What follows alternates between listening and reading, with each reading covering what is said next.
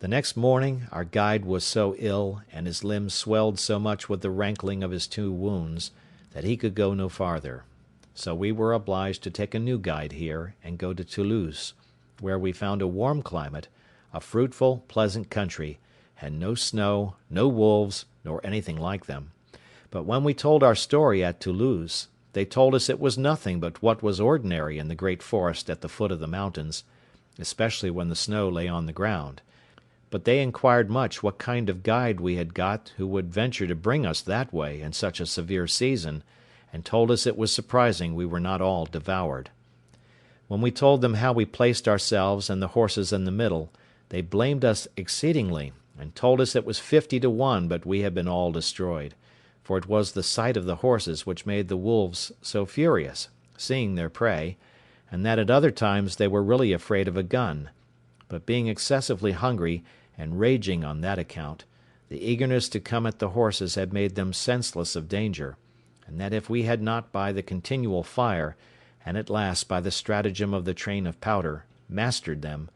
it had been great odds but that we had been torn to pieces. Whereas, had we been content to have sat still on horseback, and fired as horsemen, they would not have taken the horses so much for their own, when men were on their backs, as otherwise; and withal, they told us that at last, if we had stood all together, and left our horses, they would have been so eager to have devoured them, that we might have come off safe, especially having our firearms in our hands, being so many in number. For my part, I was never so sensible of danger in my life; for, seeing above 300 devils come roaring and open-mouthed to devour us, and having nothing to shelter us or retreat to, I gave myself over for lost; and, as it was, I believe I shall never care to cross those mountains again. I think I would much rather go 1,000 leagues by sea, though I was sure to meet with a storm once a week. I have nothing uncommon to take notice of in my passage through France; nothing but what other travellers have given an account of with much more advantage than I can. I travelled from Toulouse to Paris, and without any considerable stay came to Calais, and landed safe at Dover the 14th of January, after having had a severe cold season to travel in. I was now come to the centre of my travels, and had in a little time all my new discovered estate safe about me, the bills of exchange which I brought with me having been currently paid. My principal guide and privy councillor was my good ancient widow, who, in gratitude for the money I had sent her, thought no pains too much nor care too great to employ for me, and I trusted her so entirely that I was perfectly easy as to the security of my effects; and indeed, I was very happy from the beginning, and now to the end, in the unspotted integrity of this good gentlewoman. And now, having resolved to dispose of my plantation in the Brazils, I wrote to my old friend at Lisbon, who, having offered it to the 2 merchants, the survivors of my trustees, who lived in the Brazils, they accepted the offer, and remitted 33,000 pieces of 8 to a correspondent of theirs at Lisbon to pay for it. In return, I signed the instrument of sale in the form which they sent from Lisbon, and sent it to my old man, who sent me the bills of exchange for 32,800 pieces of 8 for the estate, reserving the payment of 100 moidores a year to him, the old man, during his life, and 50 moidores afterwards to his son for his life, which I had promised them, and which the plantation was to make good as a rent charge. And thus I have given the first part of a life of fortune and adventure, a life of Providence's checker work, and of a variety which the world will seldom be able to show the like of, beginning foolishly, but closing much more happily than any part of it ever gave me leave so much as to hope for. Any one would think that in this state of complicated good fortune I was past running any more hazards, and so indeed I had been, if other circumstances had concurred; but I was inured to a wandering life, had no family, nor many relations,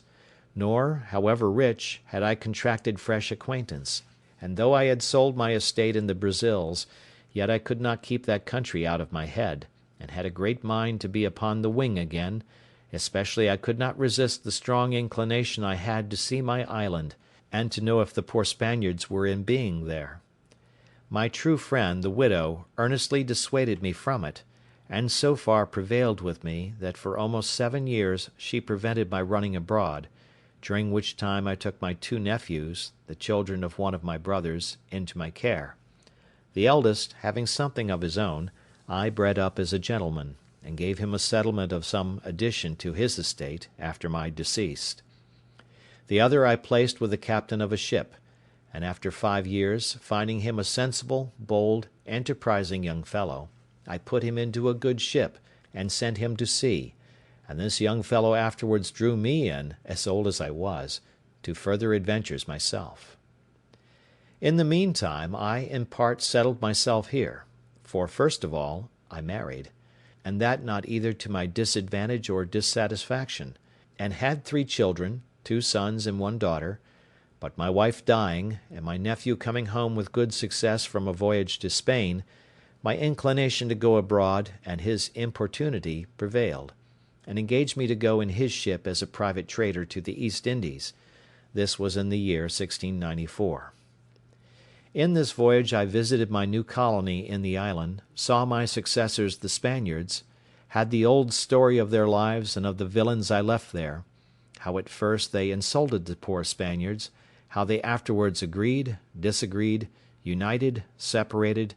and how at last the Spaniards were obliged to use violence with them,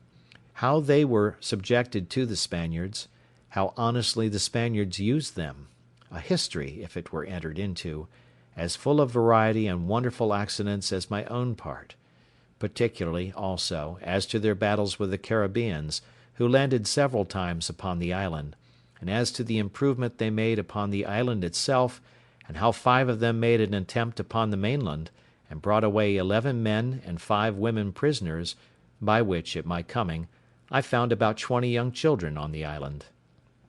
Here I stayed about 20 days, left them supplies of all necessary things, and particularly of arms, powder, shot, clothes, tools, and 2 workmen, which I had brought from England with me, viz., a carpenter and a smith. Besides this, I shared the lands into parts with them, reserved to myself the property of the whole, but gave them such parts respectively as they agreed on, and having settled all things with them, and engaged them not to leave the place, I left them there. From thence I touched at the Brazils, from whence I sent a bark, which I bought there, with more people to the island, and in it, besides other supplies, I sent 7 women, being such as I found proper for service, or for wives to such as would take them. As to the Englishmen, I promised to send them some women from England, with a good cargo of necessaries, if they would apply themselves to planting, which I afterwards could not perform. The fellows proved very honest and diligent after they were mastered, and had their properties set apart for them. I sent them also, from the Brazils, 5 cows, 3 of them being big with calf, some sheep, and some hogs, which when I came again were considerably increased.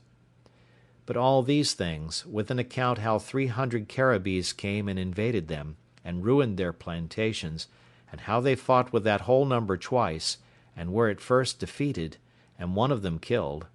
but at last, a storm destroying their enemies' canoes, they famished or destroyed almost all the rest, and renewed and recovered the possession of their plantation, and still lived upon the island. All these things, with some very surprising incidents and some new adventures of my own, for 10 years more, I shall give a farther account of in the second part of my story. This is the end of the life and adventures of Robinson Crusoe. Thank you for listening.